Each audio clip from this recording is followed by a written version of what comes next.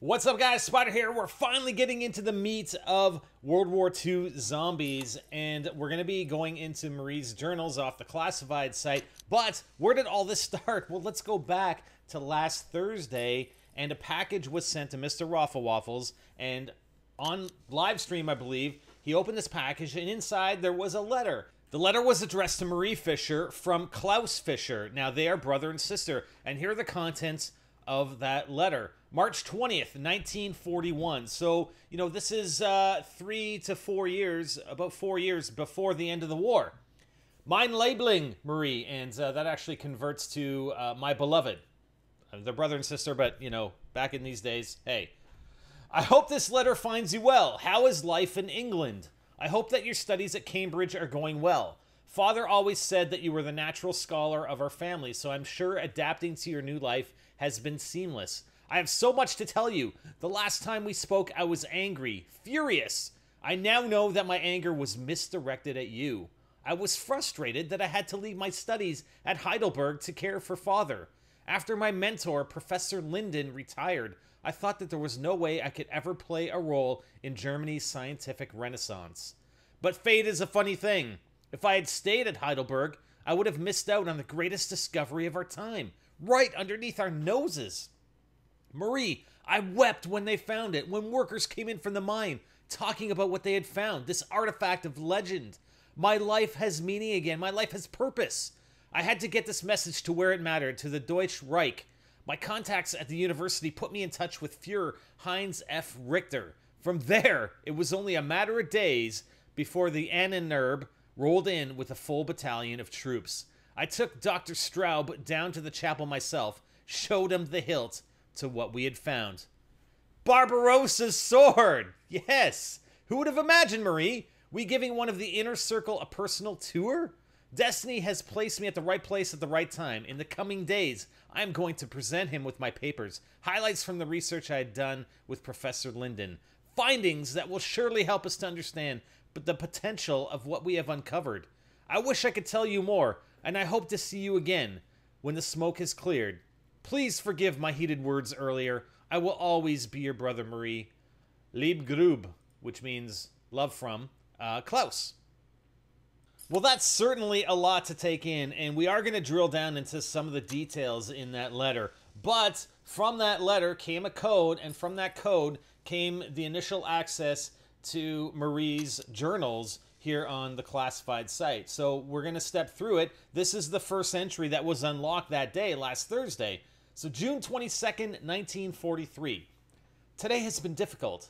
I continue to run into obstacles with the Colonel, despite the clear and alarming evidence I have documented for him. While I am grateful for the training I have received here, I fear I will have to extend my reach beyond Prince William County. The messages from Klaus have grown more desperate, and I hesitate to write this, but they begin to border on madness. My contact in the UK recommended that I get in touch with a military architect who is spearheading a new organization that may be useful. He called it the Monuments, Fine Arts, and Archives Program, rolling his eyes at the clunky, no-nonsense American name. But he said that might be my best shot for getting behind enemy lines. This group will be focused on recovering and safeguarding historic and cultural monuments, items that the Nazis have stolen from the most valuable collections in Europe.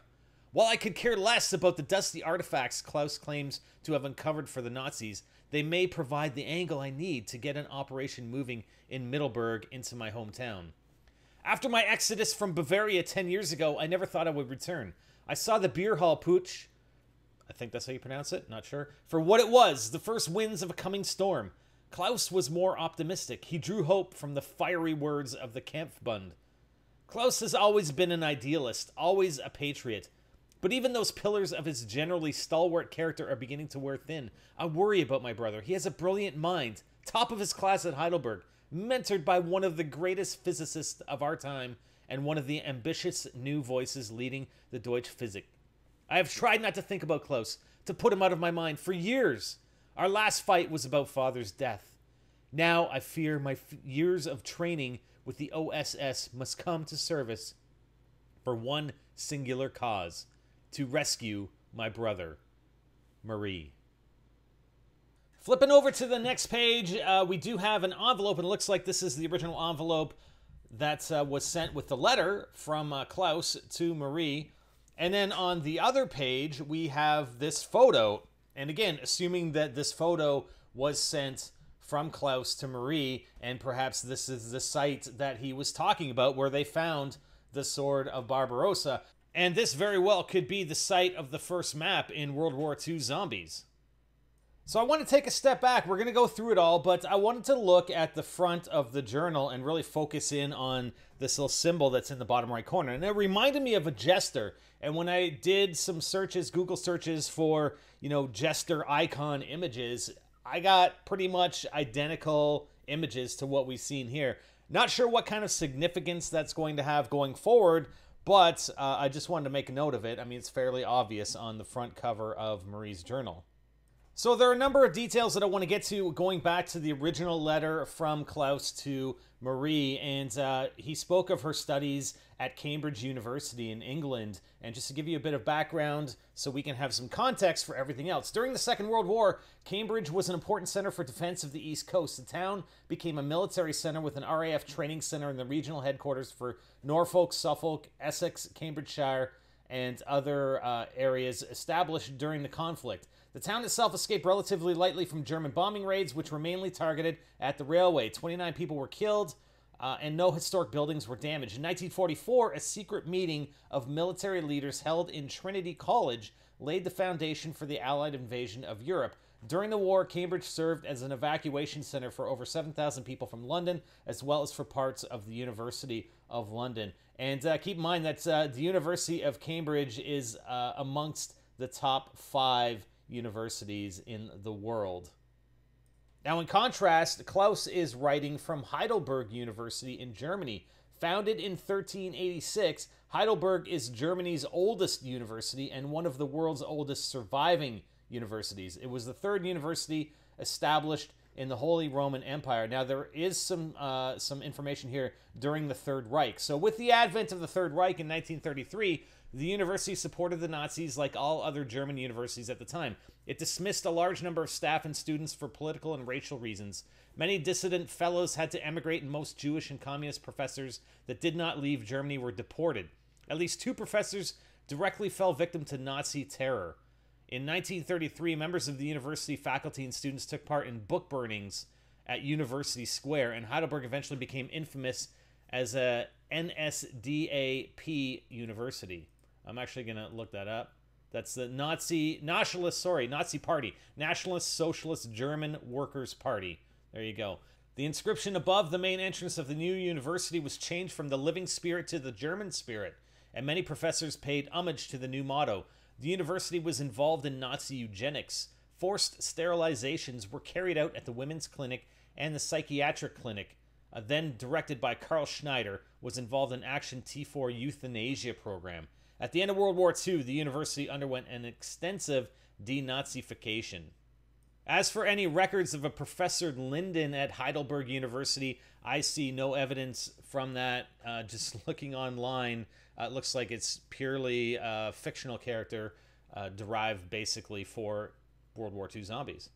So further references with the Deutsche Reich, which is basically the official name for the German nation state from 1871 to 1943 in the German language. I'm going to presume, unless otherwise specified, that any other characters that are mentioned in here are purely fictional. And if they are not, then I will come up with some information for you guys to state otherwise.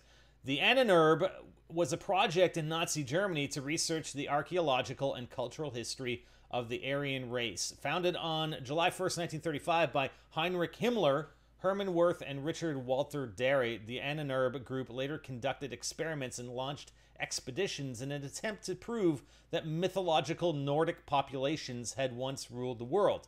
You know, after going through this and after going through just this first letter and the first journal entry, you know, are you guys not getting the whole feeling of Richtofen, Group 935 all over again? I mean, it seems like we're rewriting this story. I mean, obviously it's going to be different. It's not going to be exactly the same as ThiagoTGMs, but it just gives me that feeling. We have this, you know, genius, supposedly. Marie thinks that her brother is is somewhat of a genius, going mad. This guy's involved with the Ananurb. They're, you know, uncovering relics, artifacts, etc., performing experiments. I mean, come on, have we not heard of this before? So what did they find in the mine? Well, they found Barbarossa's sword. If you guys didn't see the zombie intel #1, go back and look at it, because I did a full kind of expose on Barbarossa. And here we have his sword. His sword is actually a physical thing in this game. So it's not out of context that, hey, maybe Barbarossa is going to be a boss zombie. That would be insane. But yeah, we have this artifact, Barbarossa's sword, that they found, and I think this first map is going to sort of center around that mine and the sword itself. So now let's get back to Marie's journal entry, and keep in mind that the letter that Klaus wrote to Marie was in 1941. Over 2 years have passed since that letter was received and this journal entry was made. So she's obviously indicating that she's received other messages from Klaus since that letter that we read. And she references Prince William County, and down further in her letter, she specifies the OSS. Now, if you look at Prince William County, that's in Virginia. It's a county on the Potomac River in the Commonwealth of Virginia. But if you look, during World War II, we see Office of Strategic Services. Prince William Forest Park was built as a recreational demonstration area during the 1930s as an outdoor recreation area for urban youth. Cabins were built in its peaceful rolling hills to shelter children during their first experiences in the great outdoors. Like so much of America, the bombing of Pearl Harbor forever transformed the area and the people who used it. From 42 to 45, America's first centralized intelligence agency, the Office of Strategic Services, or OSS, converted the sleepy summer camps into secret training areas A and C. For 4 years, thousands of military men and everyday citizens went there to learn the art of spying and survival behind enemy lines. Now, the interesting part to me is that she is clearly working for U.S. intelligence. Now, is she a double agent? I mean, she's obviously close with her brother. Her brother is clearly working for Germany. He's conducting experiments, he's digging up artifacts, etc., Richtofen-esque style, and you have Marie, Klaus's beloved sister, working for U.S. intelligence. I think it just sets up an interesting aspect to the game when we actually get into it. You know, when Marie, you know, is Marie going to end up confronting Klaus? What's going to happen there? Are they going to clash, or are we going to find out that Marie is really secretly working for Germany? Now, this next reference, the Monuments, Fine Arts, and Archives program, is what actually connected me way back when to the Monuments Men. If you refer back to a previous video where I discussed that movie. The Monuments, Fine Arts, and Archives program under the Civil Affairs and Military Government sections of the Allied Armies was established in 1943 to help protect cultural property in war areas during and after World War II. The group of approximately 400 service members and civilians worked with military forces to safeguard historic and cultural monuments from war damage, and as the conflict came to a close, to find and return works of art and other items of cultural importance that had been stolen by the Nazis or hidden for safekeeping. Now, in her letter, when she's talking about that, she's talking about using the organization to be able to get behind enemy lines, but then she goes on to talk about Middelburg and how she had been there before. She had been to Bavaria. So it actually appears that she's referencing that location as the location where Klaus actually dug up the sword of Barbarossa, and maybe, again, the setting for our first map in Call of Duty World War II Zombies.